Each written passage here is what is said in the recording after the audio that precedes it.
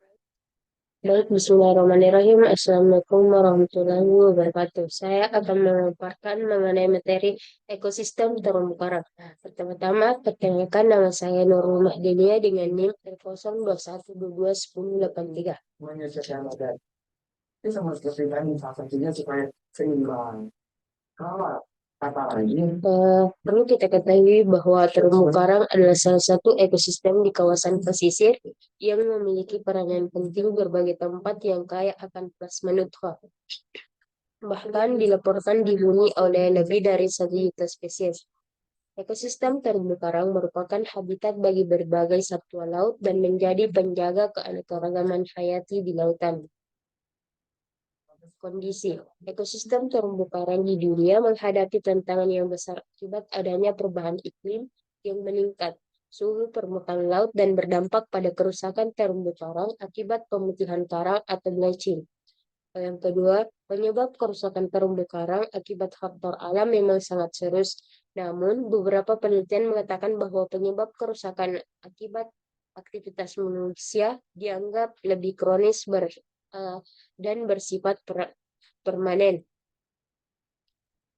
Faktor penyebab kerusakan terumbu karang, saya mengambil beberapa contoh, yakni kerusakan terumbu karang terjadi di Indonesia. Yang pertama terjadi di Kepulauan Seribu, Jakarta. Seperti dalam penelitian yang dilakukan oleh Asyuti et al. 2018.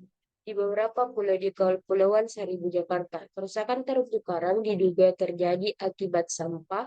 Sampah tersebut umumnya berasal dari sejumlah penduduk dan wisatawan di daerah tersebut. Selain itu, sampah diduga berasal dari utara, kemudian terbawa arus dan akhirnya menempel di terumbu karang.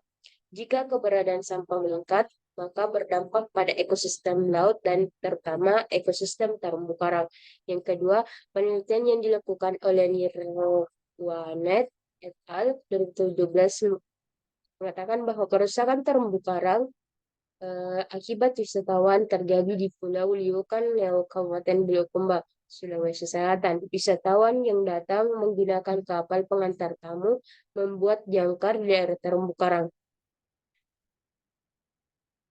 Kasus dan solusi. Saya mengambil 3 kasus, yakni rusak dan terpolusi. Tingkat kematian karang secara alami cukup tinggi sehingga tutupan karang lebih rendah karena kematian akibat polusi.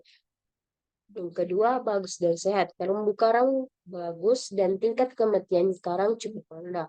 Kualitas air yang baik untuk pertumbuhan karang sehingga daerah ini bisa dijadikan DPL, daerah perlindungan laut.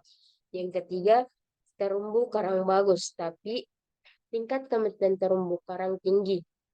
Kualitas air yang baik untuk pertumbuhan karang, perlu ada perbaikan pengelolaan lingkungan. Teknik rehabilitasi terumbu karang. Saya mengambil 3 teknik. Yang pertama, transportasi karang. Teknik ini melibatkan perbanyakan koloni karang dengan memanfaatkan reproduksi aseksual karang secara fragmentasi. Bibit karang ditanam kembali di lokasi yang rusak untuk mempercepat pertumbuhan satu. Yang kedua, karang buatan. Proses pembuatan karang buatan berbahan konkret, campuran semen dan pasir, yang kemudian ditanam dengan planula karang selama setahun. Meskipun prosesnya lama, ini membantu percepatan pertumbuhan karang di laut-laut.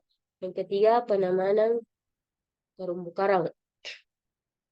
Upaya pemulihan ekosistem terumbu karang yang menurun, rusak atau hancur melalui penanaman kembali karang yang rusak. Proses ini dapat melibatkan transplantasi karang tiga. Dan yang terakhir, teknik propagasi, di mana teknik propagasi ini mengembangkan dan pertumbuhan transplant karang dipengaruhi oleh pemilihan bibit yang baik, lokasi penempatan, dan pemeliharaan tertentu. Eh, Perbandingan kelebihan dan kekurangan. Terumbu karang secara ekologi adalah sebagai tempat rumah ikan, sebagai tempat bermain dan sebagai argeotin. Perlindungan ekosistem pantai mengurangi abrasi pantai dan mencegah rusaknya ekosistem pantai lain seperti padang lamun dan mangrove. Yang kedua, kerusakan ekosistem terumbu karang di daerah tersebut sebagian besar diakibatkan oleh aktivitas manusia.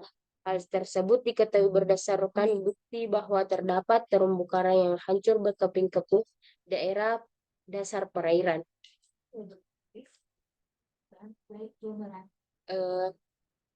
Perbandingan dan kekurangan ini perlu adanya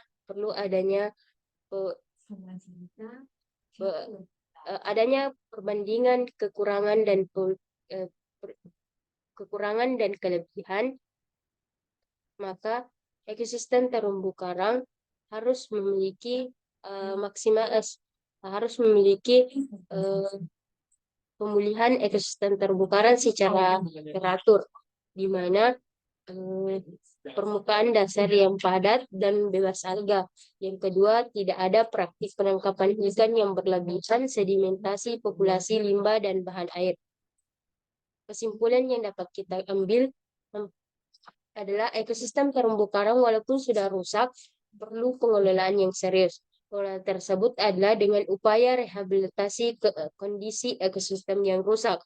Rehabilitasi ekosistem yang rusak dapat dilakukan dengan berbagai metode. Yang pertama, salah satunya teknik propagasi terumbu karang untuk menjaga dan merehabilitasi ekosistem terumbu karang. Jurnal yang saya ambil dapat kita lihat. Demikian paparan dari saya, lebih kurangnya mohon dimaafkan. Assalamualaikum warahmatullahi wabarakatuh.